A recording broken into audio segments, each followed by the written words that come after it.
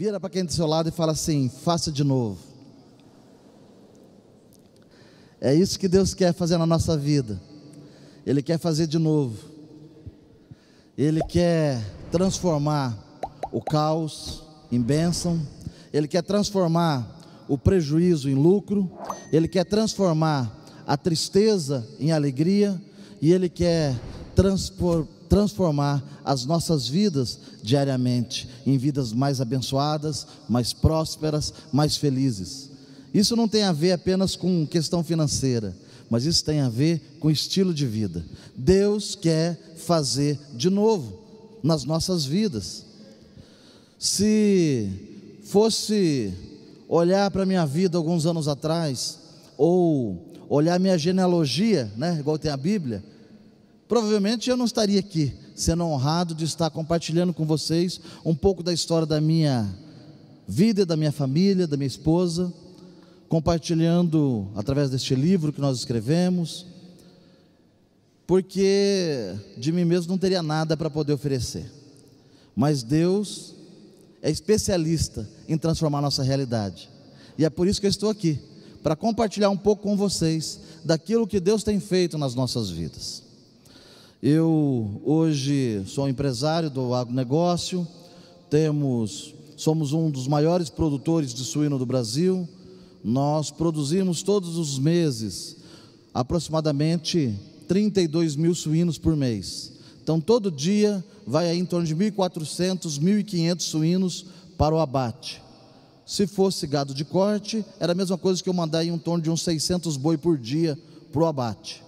Então, lá no Mato Grosso, em uma das nossas granjas, nós temos um frigorífico de suíno em Tangará da Serra. Estamos inaugurando amanhã uma desossa, onde nós vamos estar fazendo uma linha de produtos gourmet à base da carne suína.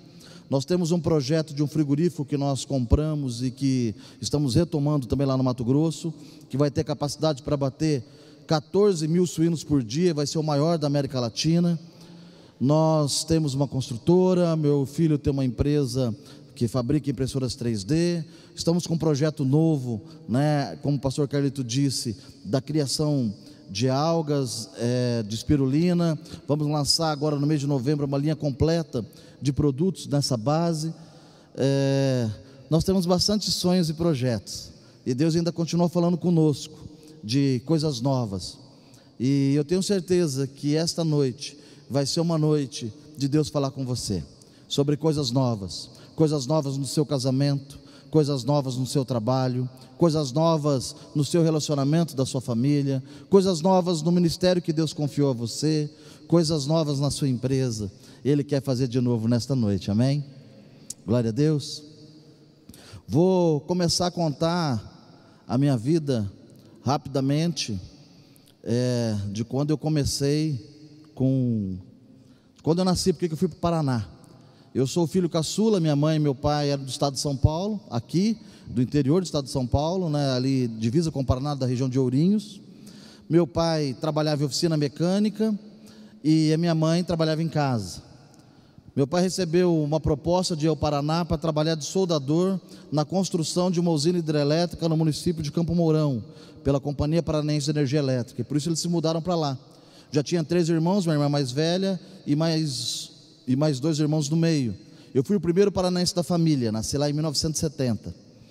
E meu pai trabalhando fora, morando em Maringá, e a construção dessa usina ficava a 80 quilômetros da cidade. Assim ele ia para lá, trabalhava 1, 2 semanas, depois ele regressava para casa, e minha mãe ficava cuidando das crianças. Mas como ele ficava muito tempo fora, ele achava que ele podia dar aquelas famosas escapadas, né, no casamento, e quando minha mãe descobriu, ela não concordou muito com isso, e eles acabaram se separando. Então meus pais se separaram quando eu tinha 2 anos de idade. Com isso meu pai voltou para o estado de São Paulo, minha mãe ficou em Maringá com 5 crianças, nós éramos em 4, e ela tinha acabado de adotar uma menina de 9 anos, então a mais velha de 9 e o mais novo eu de 2. Assim ficou minha mãe em Maringá com 5 filhos.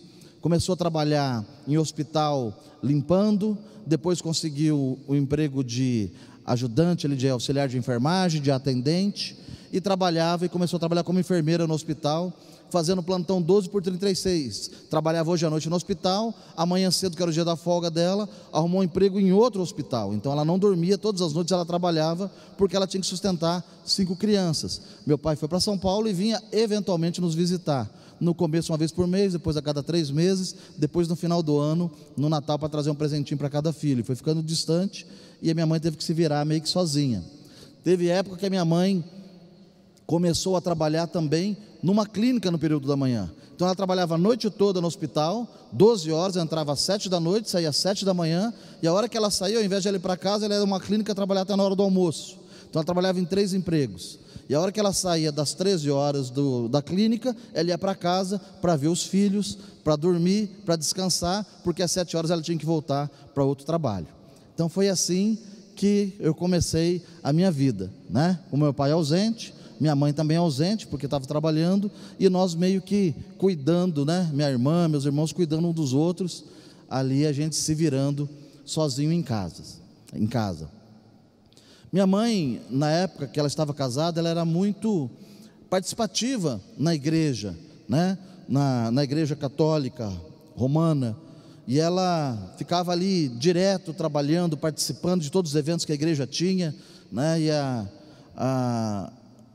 as pessoas até chamavam ela que ela era vice-padre, né? Porque tudo que depois do padre era ela que coordenava tudo, todos os cursilhos, todas as coisas que tinham.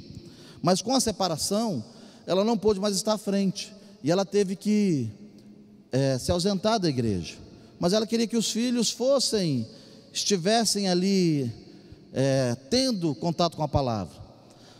E o que aconteceu? Então, nos domingos pela manhã, tinha uma igrejinha próxima da nossa casa. A gente morava num bairro popular lá em Maringá, até não tinha asfalto na nossa rua, casa bem simples, e tinha uma igrejinha de madeira, alguns quarteirões da nossa casa, pintada de azul, clarinho. Eu lembro porque o azul claro é a minha cor predileta.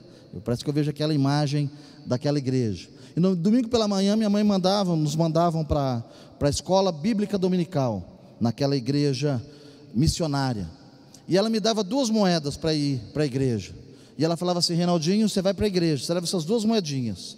Uma você leva e coloca lá de oferta, e a outra é para você comer um doce quando você sair.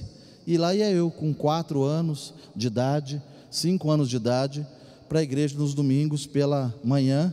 E eu ficava feliz da vida de ir, porque quando a gente ia e você não faltava, você ganhava uma estrelinha, né, da sua presença, que ia colocando lá do lado. Então essa era a minha alegria. Minha mãe não ia, mas ela me mandava para ir. Foi o meu primeiro contato com a palavra e minha primeira oportunidade de trazer uma oferta no altar.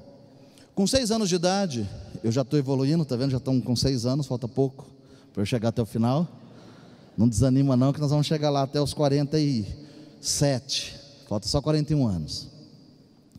Com 6 anos de idade, minha mãe conheceu uma outra pessoa, conheceu o Oséias, e eles se gostaram e resolveram morar em união estável, e nós fomos morar junto com o Oséias. E o Oséias era meu padrasto e passou a ser meu pai. Um menino com 6 anos de idade, que via o pai uma vez por ano. O Oséias não podia ter filhos e ele me adotou como filho dele. Então, onde Oséias ia, eu ia junto com Oséias. Ele ia trabalhar, eu ia junto com ele. Chegava em casa, ele brincava comigo, ele jogava bola, ele jogava burquinha. Ele tinha prazer em estar na minha companhia, e eu tinha prazer em estar na companhia do Oséias. Ele trabalhava viajando, e aí depois que eles se casaram, ele resolveu deixar de ser viajante, né, vendedor, e resolveu comprar um hipermercado que tinha lá em Maringá, que dava mais ou menos esse fundo aqui assim, ó, do palco, mais ou menos uns 30 metros quadrados, né? No bairro para onde nós mudamos depois, uma mercearia. E naquela mercearia tinha de tudo, né? Vendia arroz, feijão, café, bobs para cabelo, né? Eu lembro que tinha aquelas borrachas da tampa da panela de pressão, lá também vendia, né? E lá estava eu na mercearia trabalhando com Oséias, desde os meus 6 anos de idade. E comecei a frequentar a escola com 7 anos, uma escola municipal, pública. Eu estudei minha vida toda em colégio público, lá em Maringá. E eu ia para a escola de manhã, voltava da escola e já ia para a mercearia trabalhar com ele. E quando chegava o final da tarde, que a gente ia embora, à noite ele chegava em casa e falava assim: Ele me chamava de Neguinho, era meu apelido para ele. Ele me chamava e falava assim: Neguinho, você tem que ser bom de conta, senão você vai errar o troco na hora de atender as clientes. Então ele me colocava sentado de frente com ele, minha mão assim, eu não podia olhar para as mãos, nem contar nos dedos, sem papel, sem caneta, e começava a fazer pergunta para mim. Falava: Neguinho, se entrar uma cliente e comprar um maço de macarrão, 1 quilo de macarrão que custa R$ 4,50, uma lata de sardinha que custa R$ 2,00, e um extrato de tomate que custa R$ 1,20, e te der R$ 20, quanto que você vai dar de troco? E aí eu tinha que fazer conta de cabeça e responder para ele. Toda noite ele ficava fazendo problemas e conta comigo. E aí ele foi me ajudando a desenvolver minha capacidade de raciocínio e de fazer, essa habilidade de fazer contas, e até hoje ainda uso isso nos negócios, uso na minha vida profissional, fruto do meu relacionamento com Oséias. E eu ia para a escola e eu era baixinho, eu não sou tão alto hoje, igual o pastor Carlito, mas eu com 15 anos de idade eu tinha menos de 1,50 m. Vocês imaginam com 7, E minha mãe, quando ela estava grávida, todos os partos foram partos normais, e ela ficou esperando que eu nascesse de parto normal também. Só que foi passando o tempo e eu não nascia. E quando ela foi ao médico para fazer o pré-natal, ele falou: olha, vá direto para o centro cirúrgico, porque o seu filho já está com duas voltas do cordão umbilical no pescoço, provavelmente deve ter faltado oxigenação no cérebro, e a gente vai ter que operar imediatamente, e vamos ver o que aconteceu. Provavelmente ele vai ter sequelas. E aí, quando operaram, o médico observou que eu já tinha passado algum período com baixa oxigenação no cérebro, e que eu teria que tomar, fez o eletroencefalograma, e eu teria que tomar Gardenal para o resto da minha vida. Foi com esse decreto que eu nasci. E aí nasci com as pernas meia tortas, o pé torto, já alguma coisa que poderia ser sequela de tudo aquilo ali. Então eu, com 7 anos de idade, eu ia para a escola, e eu era muito clarinho, cheio de sardinha, apesar de Oséias me chamar de Neguinho, eu era todo sardento. E aí eu ia para a escola pública, e chegava lá na escola de bota ortopédica, porque meus pés eram tortos, eu tinha que usar bota ortopédica, meus amigos todos de quichute, e eu de bota marrom de couro, todo sardento, ferrugem, baixinho, e com a cabeça um pouco avantajada, de tamanho. E naquela época, ali em 1977, existia uma propaganda do Ortopé, e quem fazia a propaganda do Ortopé era o Ferrugem. Quem lembra do Ferrugem? Aí, não precisa nem falar que vocês têm mais de 40, Então, tinha a propaganda do Ferrugem, e eu era todo sardento, e de bota ortopédica. Então, qual era o meu apelido na escola? Ferrugem, E aí, quando eu chegava na escola, eles me chamavam de Ferrugem, eu ficava bravo, eu queria brigar. E lá no Paraná tem uma brincadeira de todo baixinho é meio invocado, Então eu ia, arrumava briga hoje, se eu não brigava hoje, eu deixava outra briga marcada para amanhã. E aí todo dia eu tinha confusão, e quando eu chegava em casa, tinha mercearia no bairro, a hora que eu chegava lá para trabalhar, o Oséias já estava sabendo o que tinha acontecido, porque passava os amigos e já contavam. Aí a professora ou a diretora dava os bilhetes para mim, para poder levar lá para casa, e pede para o seu pai e para sua mãe assinar. Eu ia levar para minha mãe, ou ia levar para o Oséias, Minha mãe ia, e o Oséias limpava minha barra, então eu entregava para ele. Aí ele falava assim: não, Reinaldinho, pode deixar que amanhã eu vou lá. Aí ele tinha mercearia, e eu acho que o Chico Anísio inspirou-se a personagem do Rolando Lero no Oséias, porque o Oséias, antes de ir para a escola, para ir lá ver o que a diretora queria conversar a meu respeito, ele passava na mercearia, pegava uma caixa de papelão, colocava um pacote de bolacha, um pacote de café, colocava umas balinhas, e ia com aquela caixa de papelão para a escola, e chegava lá e falava: amada mestre, vinha eu passando por aqui, quando pensei, colégio público, tanta necessidade, tanta dificuldade, se todo pai ajudasse, seria melhor. Então eu pensei, vou trazer ou não vou trazer? Trazei-o. Entregava para ela, e aí perguntava: o que a senhora mesmo quer falar do Reinaldinho? E assim ele ia limpando a minha barra na escola, ia me livrando dos meus problemas, das minhas confusões. Então Oséias, ele era o meu pai herói, era aquela pessoa que eu amava, que eu tinha prazer em estar com ele, de estar mais tempo junto com ele. E assim eu comecei trabalhando com Oséias, fazendo alguns empreendimentos, algumas coisas que eu vou estar compartilhando amanhã à noite. Se você quiser estar presente lá no Bendito Negócio, um empresário, se você quiser trazer algum convidado, você traga, a gente vai estar compartilhando um pouco mais, principalmente se você tiver alguém que não está dando certo, se tiver alguém que está passando por dificuldade na empresa, se tiver alguém que não sabe bem direito o que vai fazer da vida, se já tentou várias coisas e desistiu, né? Você pergunta para ele assim: qual é a desculpa que você tem para não dar certo? E aí você traz ele amanhã, que esse vai ser o tema que eu vou falar amanhã. Qual é a sua desculpa para não dar certo? Tá bom? Então eu estava ali com o Oséias trabalhando e ficava com ele a maior parte do meu tempo, e passava mais tempo com o Oséias do que com a minha mãe. Só que meus irmãos eram mais velhos e eles já estavam na fase da adolescência e já não aceitavam muito bem o Oséias como pai, porque eles tinham convivido com meu pai. Eu tinha 2 anos, não tinha convivência nenhuma, mas eles já tinham convivido bastante com meu pai. E aí começou a ter alguns conflitos, e eles começaram a praticar alguns delitos, algumas situações embaraçosas, que levaram todo um cenário de desconstrução do relacionamento deles, da minha mãe com o Oséias. Até que chegou um dia e o Oséias conversou com a minha mãe e falou para ela, Eneida, nós nos gostamos, estamos juntos já há bastante tempo, mas os seus filhos, né, não me respeitam, não tenho muita autoridade sobre eles, e nós temos que tomar uma decisão. Ou nós os colocamos num colégio interno para estudar, né? Ou nós tomamos alguma atitude nesse sentido, ou não dá para a gente permanecer junto. Você vai ter que decidir, ou eles ou eu. E para as mães que estão aqui, não precisa perguntar qual foi a decisão da minha mãe pela segunda vez. Decidiu pelos filhos, e o Oséias acabou saindo de casa. Isso eu tinha 11 anos de idade. Então, quando o Oséias saiu de casa, aquela semana foi uma semana muito terrível para mim, porque eu estava perdendo meu segundo pai, estava perdendo meu pai pela segunda vez, e ele saiu de casa e eu acabei internado na Santa Casa, lá de Maringá, onde minha mãe era enfermeira.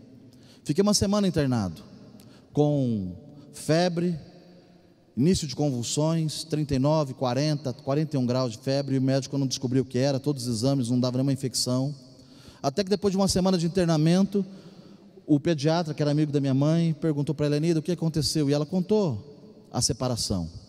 Ele falou, então eu vou dar alta para o Reinaldinho, e você pede para o Oséias vir buscá-lo, porque o problema dele não tem nada a ver com o hospital, o problema dele é emocional, deixa ele passar uns dias com o Oséias. E assim o Oséias foi me buscar lá no hospital, eu tive alta, e ele tinha uma TL, eu entrei na TL junto com ele, e ele me levou para um passeio muito bacana, e nós fomos ficar uma semana no hotel, e eu achei aquilo o máximo, né? Pensou, você morar no hotel onde o Oséias estava, o hotel chique, muito, muito renomado na cidade de Maringá, de frente para a rodoviária, hoje deve ser mais ou menos uns R$ 25 a diária desse hotel, né? E lá nós fomos para esse hotel, e eu falei, nossa, que bacana, dormir fora de casa. E passei ali alguns dias no hotel com o Oséias, e a febre passou e eu não tinha mais nada, e continuei trabalhando com ele na mercearia. E aí eu pensei, poxa vida, eu tenho que dar um jeito de reaproximá-los. E aí o Oséias, quando ele saía da mercearia, ele ia fazer compra, eu ia ao banco, eu já tinha visto ele fazer isso, né? E a gente aprende pelo exemplo, né? Então eu pegava uma caixinha de papelão, pegava as coisas que minha mãe gostava, colocava dentro da caixinha, levava para minha mãe e falava, mamãe, olha o que o Oséias mandou de presente para você, tentando reconquistá-los. De vez em quando o Oséias me mandava para ir ao banco, pegava ali o movimento do dia, as contas para pagar, o depósito para fazer na conta da mercearia, e eu ia até o banco. Só que no meio do caminho eu pegava um pedacinho daquele dinheiro, um pouquinho daquilo, comprava uma flor, um presentinho, levava para minha mãe e falava, mamãe, olha o que o Oséias mandou de presente para você.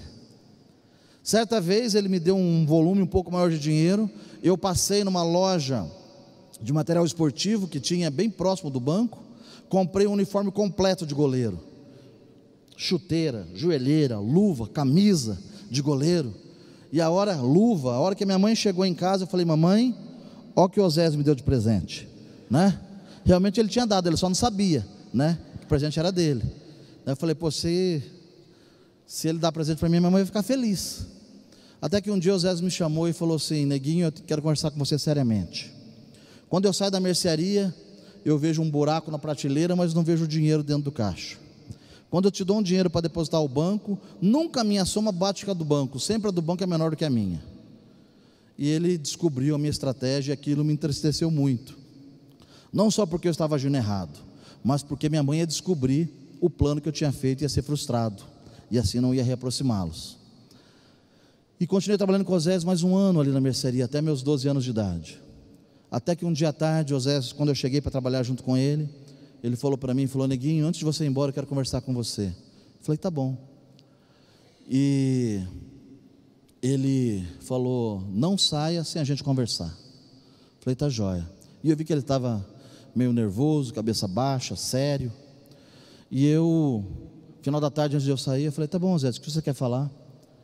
Aí ele me chamou, ali atrás do balcão, falou: você sabe que eu e a sua mãe, nós nos separamos, já tem mais de um ano, você até tentou nos reaproximar, né, com os presentes, com toda aquela estratégia que você montou, só que não deu certo. Eu já estou num outro relacionamento, eu já estou com uma outra pessoa e eu pretendo me casar com ela. Então eu queria te fazer um pedido. Eu queria te pedir que a partir de hoje você não me chamasse mais de pai. E para um menino de 12 anos, que via nele o pai herói, que tinha prazer em estar com ele, que era aquele que livrava de todas as confusões, de todas as birras, de todas as confusões que eu me arrumava, aquilo para mim foi como se eu tivesse levado uma facada, igual um candidato a presidente que tem aí. E aquele dia foi um dos dias mais tristes da minha vida. Eu me lembro que antes de eu ir para casa, eu parei num terreno baldio, eu deitei e eu fiquei olhando para cima e pensando: o que vai ser da minha vida? O que eu fiz de errado?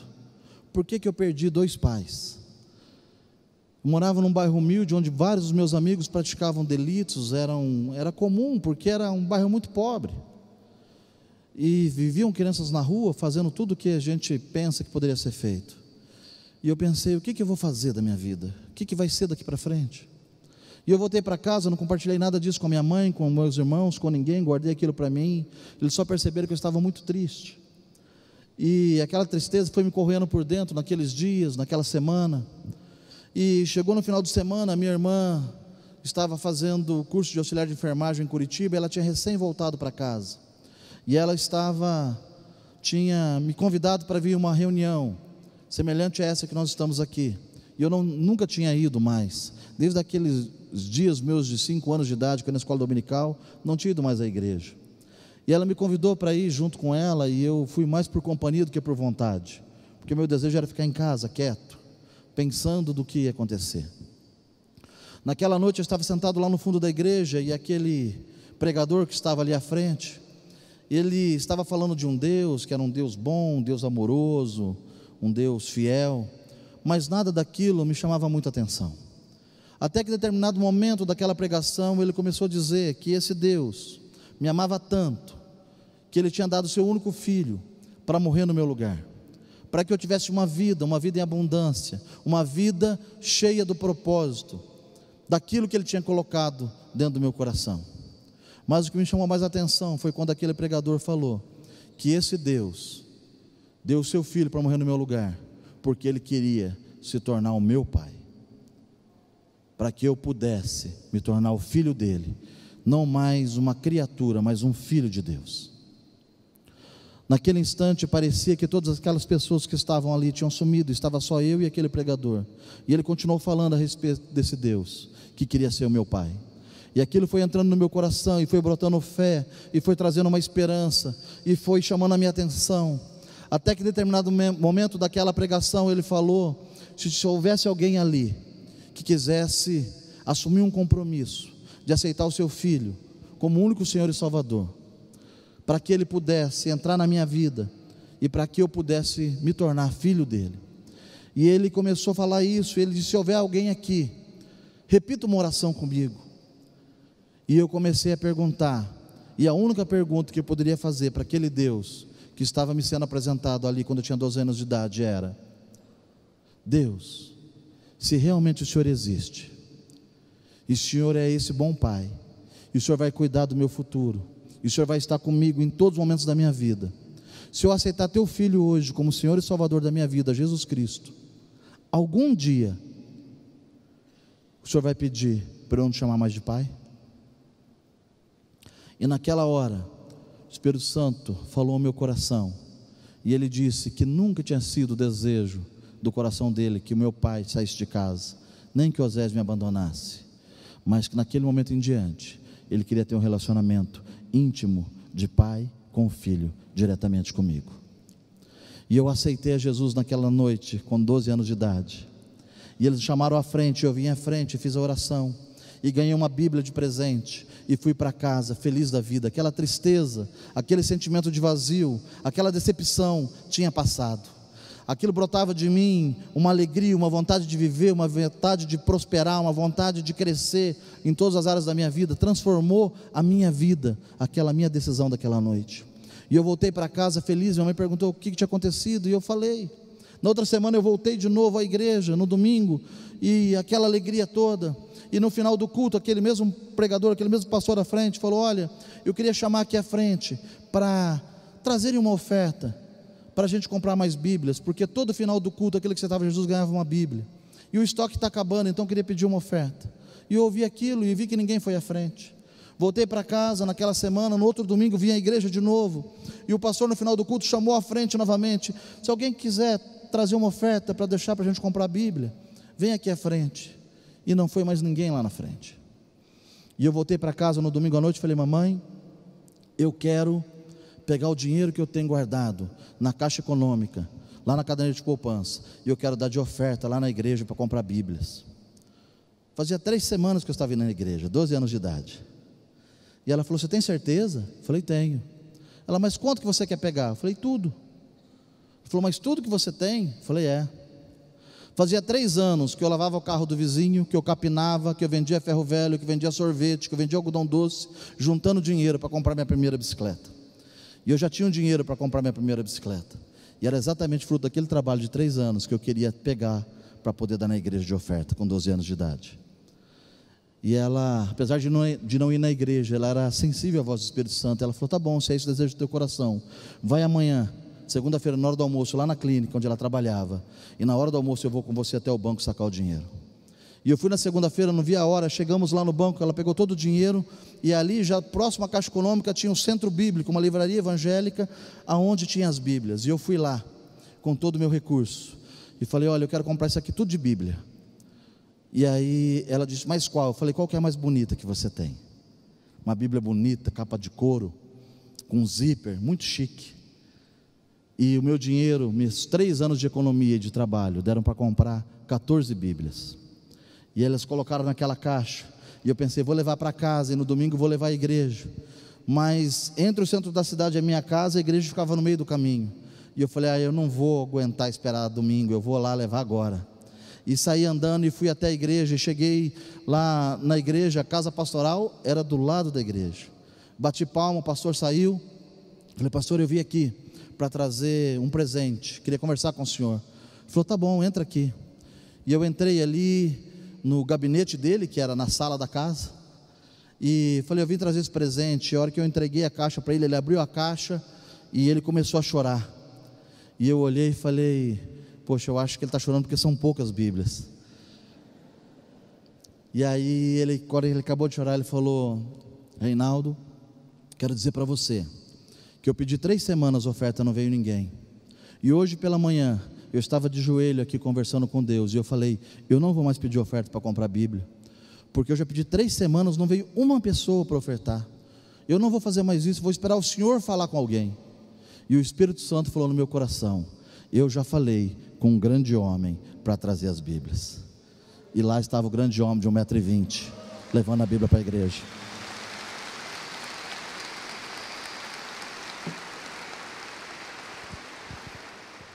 No domingo à noite, quando ele chamou os visitantes, as pessoas que tinham aceitado a Jesus para dar a Bíblia, ele contou a história.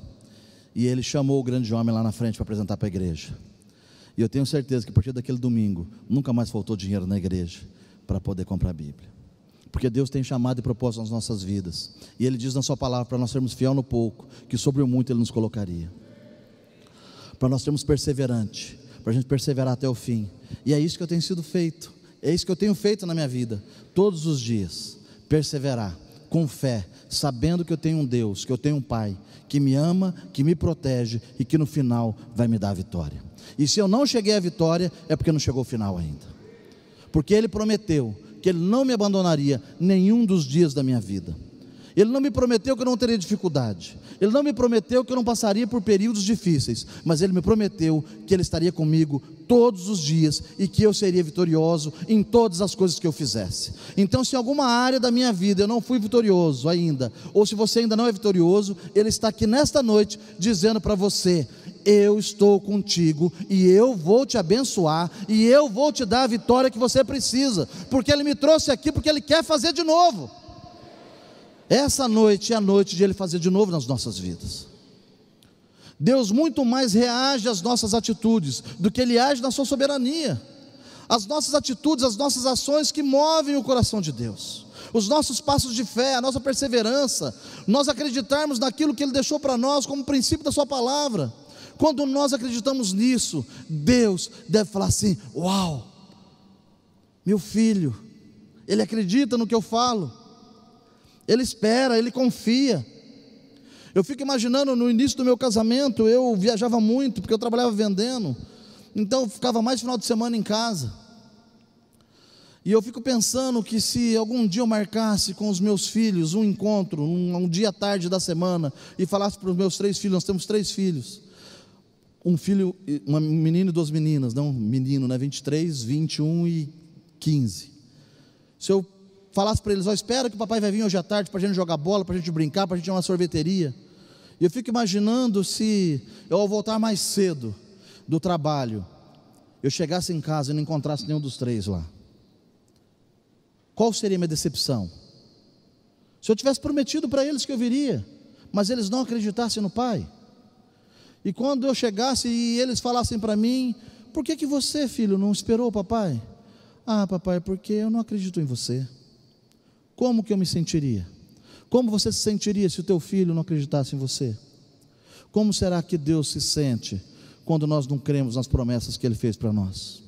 Quando nós não cremos nos princípios e nas promessas que Ele deixou na Bíblia para cada um de nós? Que nós possamos nesta noite sairmos daqui reanimados no Senhor, sabendo que Ele tem prazer em abençoar os seus filhos. Conheci minha esposa fazendo faculdade de zootecnia. Eu queria fazer veterinária desde pequeno, mas em Maringá não tinha um curso de veterinária. Então, ao invés de chorar, eu fui procurar um curso que poderia ser parecido com aquilo que eu queria fazer. Aí a minha irmã falou para mim que zootecnia, ela cuidava dos animais antes dos animais ficarem doentes, com melhoramento genético, com nutrição, com manejo. Eu falei: poxa, isso é muito mais interessante do que ficar cuidando do animal doente, porque a minha casa parecia um zoológico. Eu tinha gato, galinha, cachorro, lebre, eu tinha de tudo, porque eu gostava de animais. E aí eu fui fazer zootecnia. Eu precisava de 300 pontos para entrar no curso de zootecnia na Universidade Estadual de Maringá, mas como o Osés tinha me treinado a ter um raciocínio lógico, a estudar e aprender fácil, eu fiz 1.013 pontos.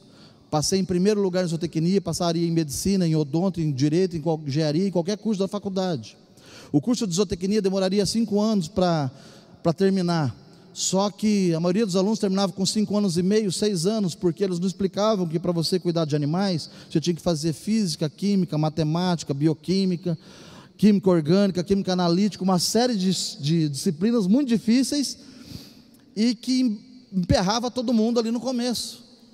Eu fui o primeiro aluno da faculdade que, ao invés de se formar em 5 anos, me formei em 4 anos e meio, adiantei um semestre. Antes de eu terminar de me formar, meus professores já tinham arrumado para mim fazer mestrado e doutorado na França. Aí eu conheci a mais bela das zootecnistas lá na faculdade, que por acaso está sentada aqui à minha frente.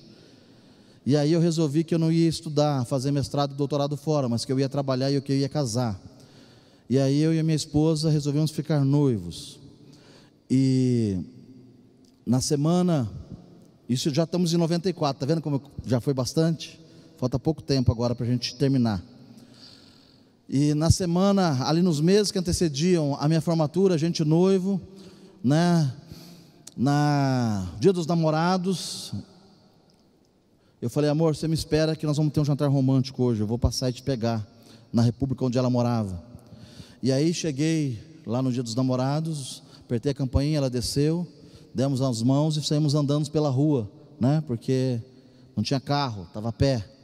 E aí levei ela para um jantar chique, no cachorro quente da esquina da faculdade, que era tudo que podia pagar para ela naquele momento, estudante. E a gente ali naquele, né, jantar romântico, passando mostarda, ketchup e comendo cachorrão, e conversando que daí 2 meses, 3 meses a gente ia nos casar, mas que eu não tinha conseguido ainda alugar uma casa, alugar um apartamento. E a gente conversando de alugar um imóvel, e de repente o dono do cachorro quente olha para mim e fala assim: você está querendo alugar um apartamento? Eu falei: sim. Ele falou: estou ouvindo a conversa de vocês. Eu falei: é difícil não ouvir, né? Porque você está aqui do lado, não tem como sair daqui. E ele falou: eu tenho um apartamento para alugar. Naquele momento eu olhei para ele e comecei a perguntar: quantos cachorro quentes você vende por dia? Qual que é a margem de lucro que dá? Eu já estava querendo mudar de profissão, né? Eu me formando, não tinha dinheiro para alugar um apartamento, o dono do cachorro quente já tinha um apartamento para alugar. Eu falei: eu estou no lugar errado. Ele falou: não, eu tenho um apartamento, eu alugo para você. Eu falei: onde é? Ele falou: lá no Tabaetê. Eu falei: lá perto de onde eu morava, minha mãe morava, que era solteiro. E aí eu perguntei para ele: você precisa de 2 avalistas? Ele falou: rapaz, porque toda imobiliária pede 2 avalistas, né? Era onde estava esbarrando. Ele falou: avalista é estudante, quem que você vai dar de avalista? Eu falei: comprovando de renda. Ele falou: nunca vi universidade dar comprovando de renda para ninguém. Eu te conheço, toda semana você comendo cachorro quente aqui, que renda que você tem para me pagar? Eu falei: opa, está ficando interessante esse contrato, né? Aí os professores já tinham me arrumado um emprego, eu estava terminando o último semestre, já estava trabalhando, e já era em reais, eu ganhava R$50 por semana de ajuda de custo, para eu viajar, comer, trabalhar, vender ivermectina, que era um vermífugo para bovino, que eu estava trabalhando. E aí eu perguntei para ele: quanto você vai querer de aluguel? Ele falou: quanto você paga? Aí eu, com o meu raciocínio rápido, né, falei: bom, 200, 50 por semana, 4 semanas, 200 por mês. Tiro 10% do dízimo, sobra 180. Quanto que é o condomínio? Ele: R$60. Eu falei: eu pago 120. Ele: fechado, né? Falei: joia, que fácil alugar um apartamento assim, né? Depois, esse foi meu primeiro erro estratégico. Depois que eu vi, quando a gente casa, não é só aluguel e condomínio, tem que pagar luz, tem que fazer comprar mercado, né? Tem uma série de coisas além disso, mas me dá um desconto, era meu primeiro casamento, não sabia de tudo ainda. Aí eu falei para ele: tá bom, então só falta a gente fechar o período de duração do contrato. Quantos meses? Ele: você fica até você ser despejado. Falei: como assim, gente, despejado? Falou: não, eu comprei esse apartamento financiado da Caixa Econômica, época da inflação, faz 3 anos que eu não pago a parcela, está com ação de execução e despejo. Então o dia que o oficial de justiça bater na porta e te despejar, você para de pagar o aluguel. Falei: joia. Não era o melhor contrato que a gente podia ter, um bom casamento, mas foi assim que nós iniciamos, eu e minha esposa. Queríamos casar, não tínhamos dinheiro para fazer festa, não tinha dinheiro para nada, estudante, 50 por semana. Cheguei para meus amigos, que eu era presidente da comissão de formatura, porque como presidente da comissão de formatura tinha alguns privilégios e regalias para poder pagar a formatura. Falei: pessoal, tem uma ideia fantástica. Falou: o quê? Além do baile que nós vamos ter da formatura e da colação de grau, que é a universidade que dá, nós vamos fazer um jantar. Falou: como assim jantar? Um jantar de gala, chique. Renato, você está ficando doido? Jantar, como jantar? Nós tudo duro, não temos dinheiro para nada. Nunca ninguém fez um jantar na faculdade, a faculdade tem 30 anos. Falei: está vendo? A oportunidade é essa, somos nós, vamos ser os pioneiros, os primeiros, vamos ficar para a história. E aí, com todo aquele argumento meu de vendedor, consegui convencê-los que a gente ia fazer promoções, vender adesivo, camiseta, churrasco, para poder pagar o jantar. E aí, só por coincidência mesmo, né? No dia da formatura, no dia do jantar romântico, com filmadora, fotógrafo, roupa bonita, todos os convidados, eu e minha esposa nos casamos. Casamento chique, salão decorado.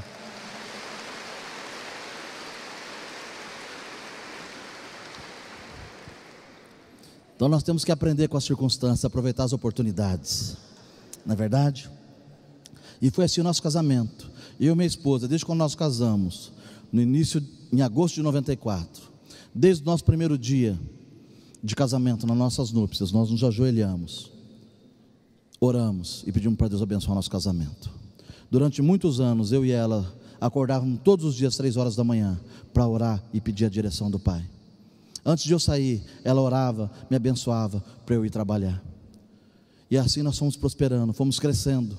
Meu salário de R$50 por semana passou para 100, para 200, para 500. Deus foi multiplicando por 2, por 3, por 5, por 10, por 50, por 100. E a região que eu comecei a trabalhar, depois com nutrição, vendia R$ 3.000 por mês, e fomos fazendo campanha de oração, trazendo semente no altar. Tinha vezes que a gente não tinha dinheiro para dar no nosso casamento, não tinha R$ 1, não sobrava nada. Quantas vezes, às vezes nós tínhamos no bolso, era R$ 1, R$ 2 no bolso, era 100% que nós tínhamos, não tinha no banco, não tinha lugar nenhum. E a gente vinha, e a gente trazia a oferta da viúva, 1, 2 moedinhas, aquela que eu tinha aprendido a dar quando eu tinha 5 anos de idade. No outro dia alguém batia na porta da nossa casa, trazia o pão, o leite, que era para o nosso filho. Estava passando na padaria e resolvi trazer. Deus nunca deixou faltar. E a gente buscando e pedindo para Deus sabedoria e direção, e com ousadia, com perseverança, com fé, e avançando. E Deus foi nos multiplicando, foi nos prosperando. Em 2003, 8 anos depois, já de estar trabalhando nessa empresa de nutrição, eles me convidaram para ser sócio da empresa, montando uma fábrica lá em Maringá, porque nós vendíamos no Paraná mais do que a empresa vendia no Brasil todo. Eu já tinha mais de 15 veterinários e zootecnistas trabalhando comigo. Em 2004, eu vendi minha participação dessa empresa, e em 2005 comecei a construir meu primeiro frigorífico, naquela mesma cidade que meu pai tinha ido morar, para trabalhar, construir a usina, lá em Camorão. Construímos a Frangobras, um abatedouro de frango, com capacidade para abater 160 mil frangos por dia. 2008, já estou terminando, gente, falta só 10 anos. 2008, 5 dias antes da inauguração, vendemos o nosso frigorífico para Tyson Foods, a maior empresa do mundo, norte-americana, que queria vir para o Brasil. E aquele menino que dava uma moedinha de oferta, e a outra comia um docinho na saída da escola dominical, e aquele casal que ofertava R$ 1, R$ 2, que era o dinheiro do pão e do leite, e que muitas vezes minha esposa trazia roupa, sapato, a gente dava as coisas que nós tínhamos em casa porque não tínhamos dinheiro, agora estava vendendo a sua primeira empresa por mais de US$70 milhões, porque Deus tem prazer em nos abençoar, tem prazer em abençoar os seus filhos, tem prazer em nos fazer ir infinitamente mais do que nós pedimos ou pensamos. 2008, nós vivemos a maior fase da nossa vida, apartamentos na praia, de frente para o mar, onde as maiores celebridades eram nossos vizinhos, grandes jogadores de futebol, artistas, empresários famosos. Resolvemos construir o nosso segundo frigorífico, a BR Frango, com capacidade agora para abater até 420 mil frangos por dia. 2012, a inauguração do frigorífico, meia página no jornal Valor Econômico, as principais revistas especializadas do setor, falando aquele que era um dos maiores e melhores frigoríficos do Brasil e do mundo. Passado alguns meses da inauguração, entra a crise nos Estados Unidos, quebra da safra norte-americana, preço do milho duplica, preço do farelo de soja triplica. Você fala, mas o que isso tem a ver com você? Frango come milho e soja na ração. E nós que tínhamos recém-inaugurado o nosso frigorífico em 2 meses, nos próximos 6 meses, tivemos mais de 30 milhões de prejuízo. Eu era o sócio majoritário, tinham mais 3 sócios. Eles entraram em desespero. Um dia, um deles bateu na minha porta e falou assim: se você não assinar um contrato de parceria com outro sócio, com outro empresário que queria fazer uma parceria conosco, eu vou escrever uma carta, falar que você é o responsável, vou dar um tiro na minha cabeça e vou me suicidar. Naquele momento, sofrendo essa pressão, tomei uma decisão errada e fiz essa parceria, mesmo sabendo que ela não daria certo, com o compromisso de que eles estariam comprando a minha parte, depois que o negócio tivesse efetivado. Eles não honraram, assumiram o frigorífico, eu saí da administração, começaram a mandar os funcionários embora, não pagavam os direitos trabalhistas, nem o salário. Eu que não tinha nenhum protesto, não tinha nenhuma ação trabalhista, nenhuma execução. Em 2013, já tinha mais de 600 ações trabalhistas, mais de 500 protestos e mais de 100 execuções. Porque o frigorífico estava no meu nome, eles não pagavam nada.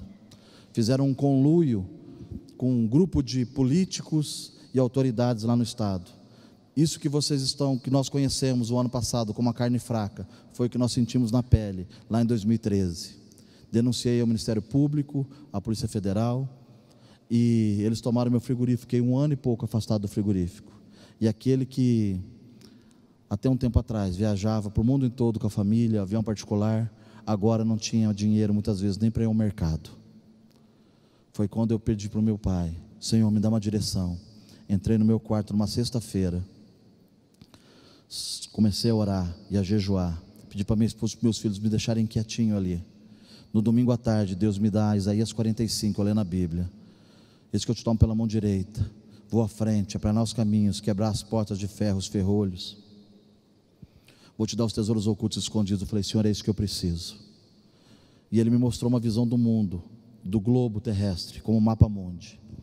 E ali aquele globo se transformou num cofre. E de repente tinha uma senha, você tinha que ter o segredo do cofre.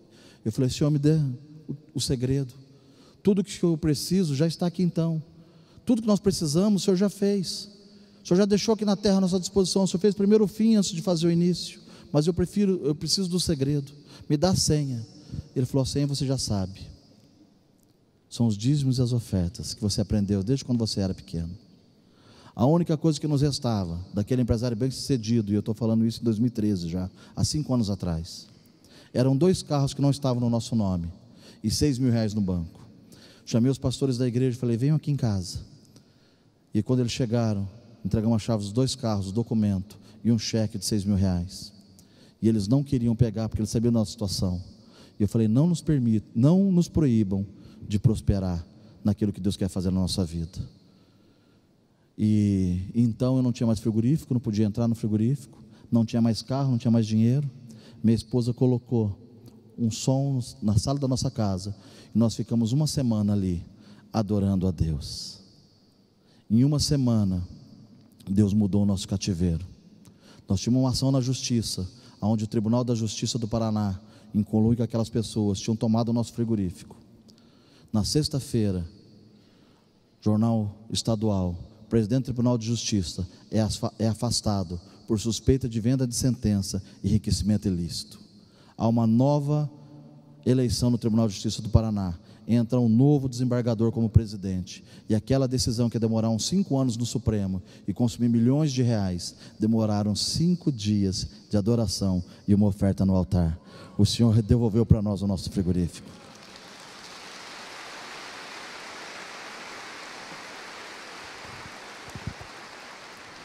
Deus me deu uma estratégia, fiz uma negociação em 2014 e mais em 1 semana Ele nos tirou de uma dívida de R$120 milhões para um lucro de mais de R$200 milhões em apenas uma negociação. Sabe por quê? Porque Ele tem prazer em abençoar seus filhos. Quando nós cremos nos seus princípios e nas suas promessas, quando nós andamos de acordo com a sua palavra, Ele é fiel para superar todas as nossas expectativas. Ele é fiel e justo para fazer infinitamente mais do que aquilo que nós pedimos ou pensamos. E é por isso que eu e minha esposa estamos aqui nessa noite, para dizer para vocês que assim como Ele fez na nossa vida, Ele está aqui para fazer infinitamente mais na sua vida. Basta apenas que nós aceitamos seu Filho Jesus Cristo como nosso Senhor e Salvador. Basta apenas que nós andemos de acordo com os princípios e palavras que Ele tem deixado para nós, não confiando apenas na força do nosso braço, mas confiando que nós temos um Pai zeloso, amoroso, bondoso, que cuida e que prometeu cuidar de todos nós, todos os dias das nossas vidas.